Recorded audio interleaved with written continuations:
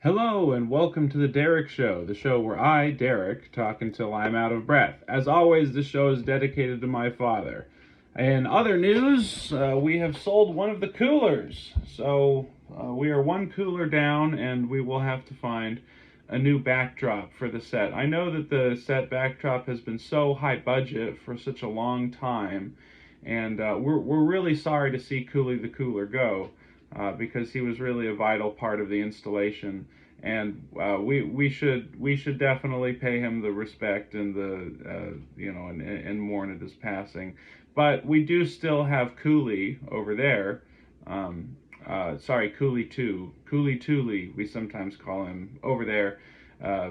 Obviously, completely obscured by me, but these things are important. Good problems to have. Got to find a new backdrop. Anyways, I don't know. Maybe I could do something with like Zoom. I mean, I always think it's corny when people do like the beachy ones. Okay. Anyways, let's get right to it. We covered everything, all the housekeeping. I fired my editor just yesterday. Matter of fact. I shot a bug with a gel blaster. The bug was my editor. He was doing a really bad job. If you're wondering why the goofy shirt, today in Austin, Texas is Eeyore's birthday party. The 59th annual celebration of it's the 59th time that people have gotten together to cheer up a fictional stuffed donkey. I hope Christopher Robin will be there. If he is not, next year at the 60th, I will be dressing up as Christopher Robin, because there has to be a Christopher Robin if we're talking about Eeyore and the 100-acre wood. Yeah, so Eeyore's birthday party is a celebration in Austin. People get together, hang out, chill, have a good time, play instruments, things like that, so I'll be heading off there. We're going to keep this one a little bit short because of that. However, we do have two news stories for you. The first one being, I suspect it's very boring. It is a very short one. The reason why I clicked on it is the drama factor, but also how on earth did this make international news? When Danish police pulled a woman over, she locked herself in her car and refused to talk. That just sort of seems like something that no one would care about. I mean, it might. I mean, the cops, when they came home to their partner, family, brother, whoever lives with them situation, probably like, yeah, this was really irritating. This lady locked herself in her car, and I had to just kind of stand there for a few hours until she cracked and opened up the window. All right, Copenhagen, Denmark, Associated Press. A routine traffic stop on a highway south of Denmark's capital turned into an unusual standoff as a 26-year-old woman locked her car, millennials, am I right, and refused to speak to the police officer who had pulled her over, authorities said Thursday. The Central and West Zealand police said it's, incidentally, Denmark, also called Zealand. You can see that in texts as far back as Beowulf. Kind of cool. Not many people know that New Zealand is named after another place, which was called Zealand. It's just that big old peninsula sticking up into the Baltic Sea. It is the Baltic Sea. Yeah, North Sea is further to the west. Okay. A big old land finger in the Baltic Sea, south of Sweden. It's Denmark. Okay. The Central and West Zealand police said in its daily report that the woman, who was not identified, was originally pulled over near the town of Køge on Wednesday for talking on a handheld cell phone while driving and not wearing a seatbelt. That is an uncommon combination of rebellions to find in a 26-year-old. I am suddenly intrigued. I mean, talking on the cell phone. That's not like a huge surprise. Although everyone texts, everyone knows that everyone around our age texts. Well, my age, I don't know how old you are. Everyone knows that people text when they're around my age. When they're 26, they text.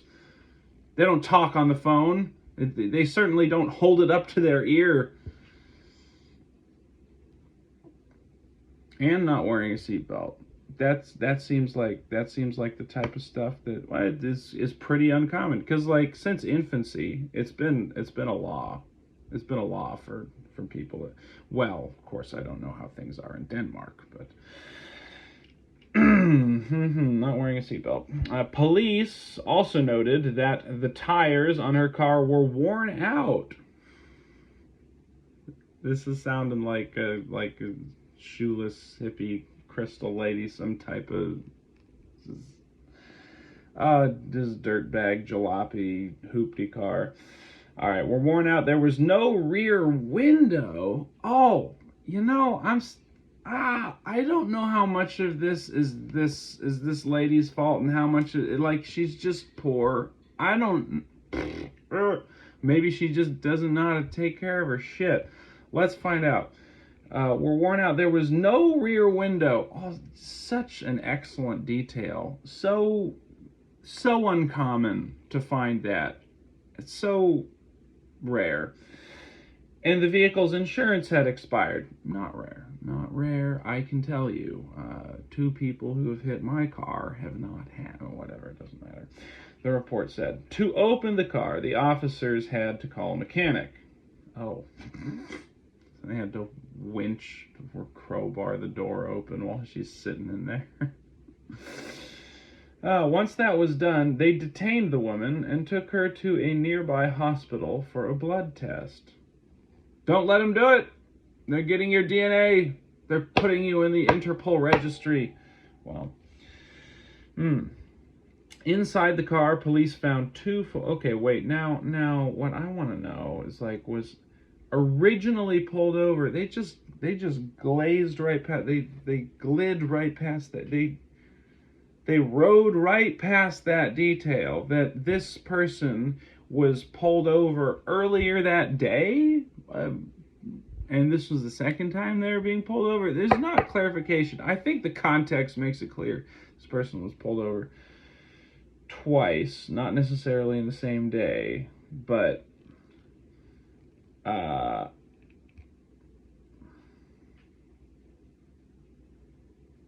think I lost my train of thought a little bit. Inside the car, police found 2 folding knives leading to additional charges, they said. In Denmark, police can search a vehicle when they pull it over for traffic violation. No other details were given. The Central and West Zealand Police covers the area south and west of Copenhagen. I think that's kind of cool that the police in Denmark use the name Zealand still. All right, well, yep, the story was very short.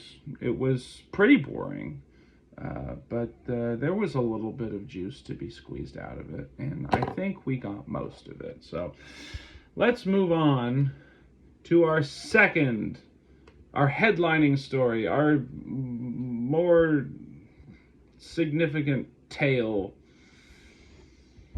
for the afternoon.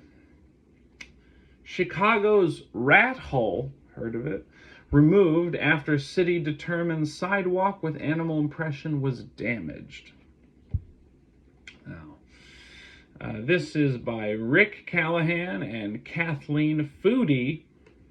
I've heard of people named Cooley or Fooley, but never Foody. Oh, also, who wrote the last article? Nope, no writing credit. There have been a lot of these with no writing credits. But anyways, this is Rick Callahan and Kathleen Foody. Chicago, Associated Press. The rat hole is gone.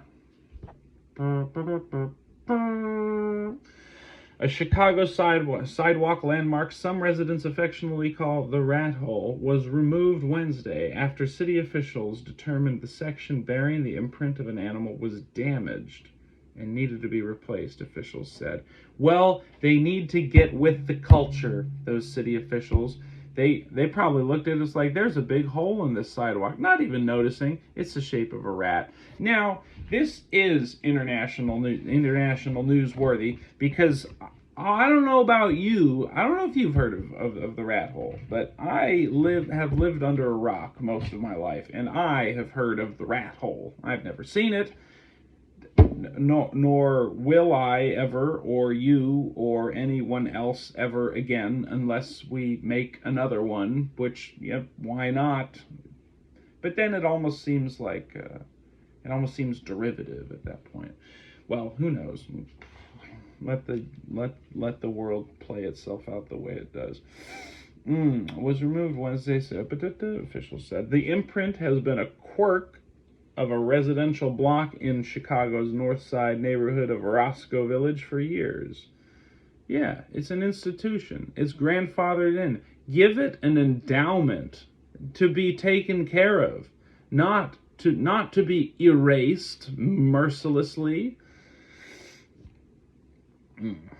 But it found fresh fame in January after a Chicago comedian shared a photo on the social platform X. Okay. The attention, however, foreshadowing, I think. The attention, however, quickly grew old for neighbors who complained about visitors at all hours, sometimes leaving coins and other items scattered across the sidewalk. Plus, many in the neighborhood argue that the imprint was actually caused by a squirrel. Oh my goodness. That's the significant. All right. Yeah. I mean, rats and squirrels are pretty similar size. Just squirrels have bushier tails. And they can jump better and are smarter, I think. No, rats have got to be smart. Yeah. They've been surviving since the dinosaurs. The attention, however, quickly grew old for neighbors who complained about the visitors at all hours. Okay, caused by a squirrel. Erica Schroeder, a spokesperson for the Chicago Department of Transportation, said the square of sidewalk containing the famous Chicago rat hole is now in temporary storage. Oh, okay, so they pulled it up. Well, now it's going to be a museum piece. And isn't that so much better? When you get pieces of art or artifacts of cultural significance and you take them away, put them in a warehouse for decades, and then display them in a barren, soulless, tasteless, senseless room completely divorced of their original context. So they have no actual meaning, and you need some person in a sweater vest to explain what the thing means to you and what its history is, because putting artifacts in museums is, frankly, I'm going out on a limb here. It's done. Well, I mean, it's not necessarily dumb. You do want to preserve things, but putting things in museums completely divorces them from their context. And the point of pieces of art and artifacts of cultural significance is that they live in their context, and that they are in a context, and that context gives them meaning, and that subsequently you neuter them. You take away their power by divorcing them from that context and simply putting them on display in sort of some plain backdrop monochrome room. Well, at least the sidewalk square is in storage and being protected. Also, I don't know why the words are coming so hard, but I have been struggling to make sentences today. She said that where the slab of sidewalk, which has an impression resembling the outline of a rat, claws, tail, and all, will eventually end up, is expected to be a collaborative decision between the city departments and the mayor's office. Okay, yeah, all right. That's such an uninspiring quote. I'm sorry, Ms. Schroeder. I know you're just doing your job, but the rat hole will never be the same unless it's in North Roscoe Village. It just won't be the same. Schroeder said that the rat hole section, as well as other portions of sidewalk along Roscoe Street, were removed by Department of Transportation crews Wednesday morning after the agency inspected them and determined they needed to be replaced because of damage. Okay, so it sounds as if it's possible that the rat hole square had to be replaced because other damage. At first, when I was reading the title, when I was reading the context, or when I was reading the earlier in the article, it sounded as if it was needed to be replaced because they considered the rat hole to be damaged, which I was really ready to blow a gasket at stupidity. But you know what? I can save myself an aneurysm, and we can keep on going. Okay, great, fantastic. Georgia, well, I mean, unless of course I'm wrong, in which case it'll be nice to blow off some steam. Georgia Ulrich, a neighbor, shot video of crews using a concrete saw, a forklift, and finally a truck to remove the slab and drive it away. All this for a rat imprint, Ulrich said in one of the clips. However, I mean, maybe there's other damage. New concrete was poured later Wednesday, Schroeder said. I hope that somebody finds a rat and pushes it into the concrete to give well, that is animal cruelty. But just imagine, well, there's so many rats and they're so dirty. And just imagine somebody with a couple of medical gloves on pushing a rat. All right. Yeah, or a squirrel. Maybe maybe a squirrel will just fall out of a tree, unfortunately. It's just kind of in this position, and and then it'll just peel itself out of the wet concrete. The alderman's office has definitely received complaints from neighbors about people gathering and people placing a bunch of different objects in the public way there, she told the Associated Press. Well, you know what? Get over it. Your neighborhood has become famous for something. Your neighborhood is being appreciated by people all the city over, all the state, or probably even all the world over, and you can't figure out a way to capitalize it and turn it into a silver lining. I think that is the fault of the residents of Roscoe Village, and they should be publicly mocked for it.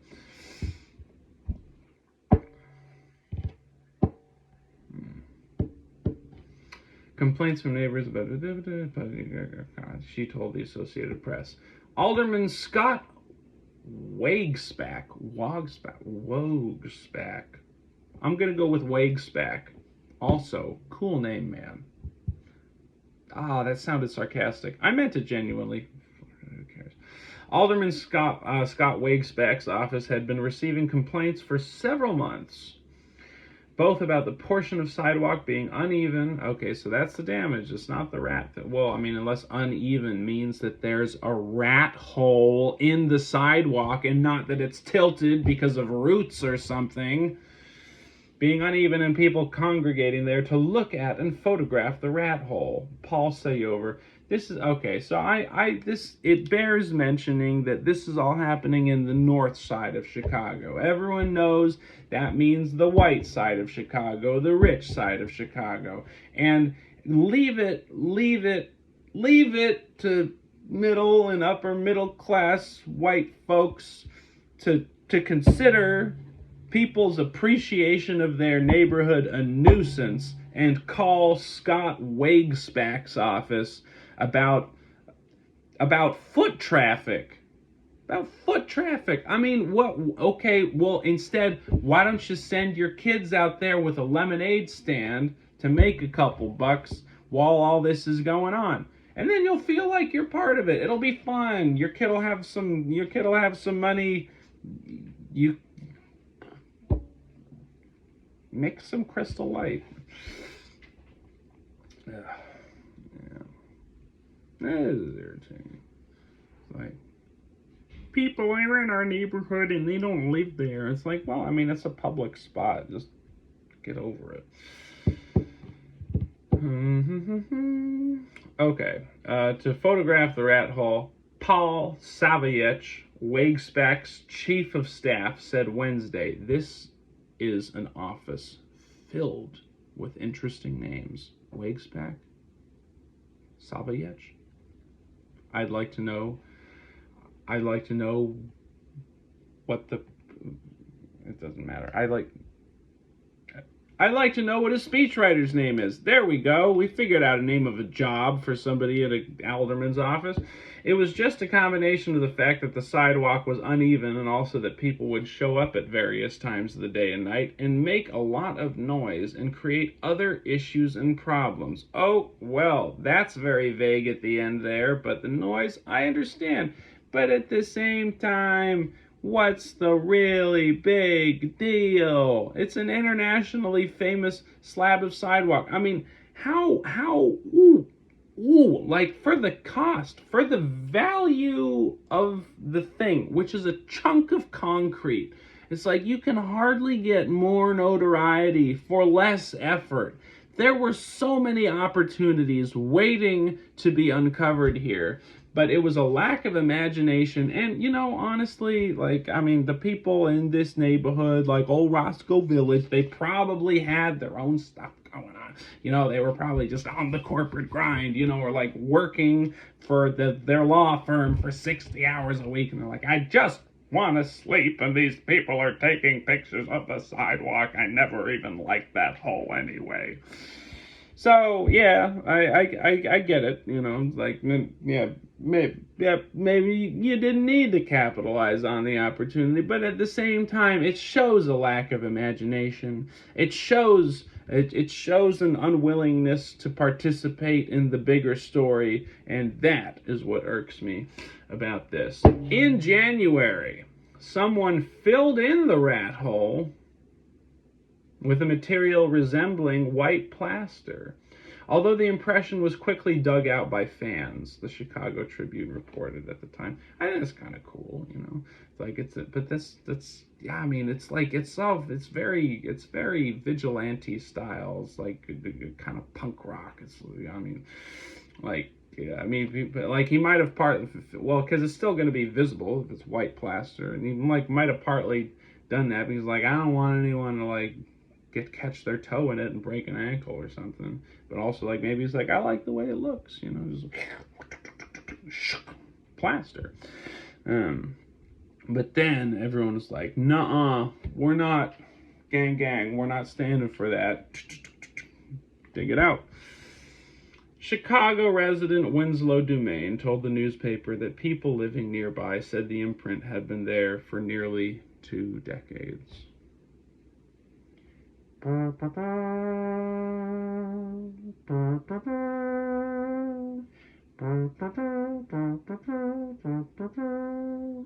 Well, that's basically the end of the story, ladies and gentlemen. But who knows? Who knows where the rat hole slab will wind up? In the Smithsonian, perhaps? In a local Chicago museum, more likely. And who knows what might happen in Roscoe Village. Ladies and gentlemen, perhaps somebody will make a new rat hole. Perhaps somebody who has taken detailed measurements of its dimensions. I don't know how you do that with the iPhone, multiple angles, some type of, how do you, maybe somebody who's very familiar with the shape of this rat hole will make another one. And then we'll be back to business as usual.